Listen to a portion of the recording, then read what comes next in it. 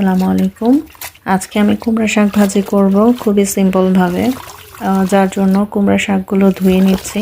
তো আরেকটা কথা, কুমড়া শাক ধোয়া যে পানিগুলো এগুলো আমি ফেলে দিব না। এই পানিগুলো আমি রেখে দিব আমার গাছের জন্য। তা আমি কোনো সবজির পানি ফেলি না, সবগুলো ধুয়ে বালতিতে জমা করি। আর এই যে শাকগুলো ধোয়া হয়ে গেছে, এখন আমি ভালো করে কুচি করে কেটে নিব।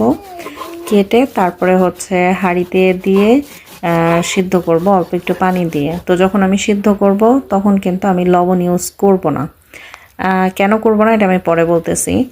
আর সাথে আমি কিছু কলমি শাক কুচি করে রাখা কলমি শাক দিয়ে দিলাম। তো কুমড়া শাকের সাথে কলমি শাক রান্না করলে খেতে কিন্তু অনেক মজা লাগে। তো সিদ্ধ হতে থাক, এর মধ্যে রসুন, কাঁচামরিচ, মরিচ আর পেঁয়াজ আমি একটু থেতলে নিব। তো এটা থেতলানো হয়ে গেলে ফ্রাইং প্যানে আমি কিছু তেল দিব। তেল দিয়ে ওই থেতলানো মশলাটা দিয়ে দিব। তারপরে বাদামি কালার হওয়া পর্যন্ত ভাজা ভাজা করব, সাথে কিছু লবণ অ্যাড করলাম।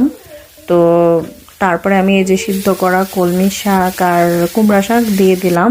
দিয়ে তারপরে আমি লবণ দিব। এবং এটা আমি ভাজা ভাজা করব একেবারে পানি না শুকানো পর্যন্ত।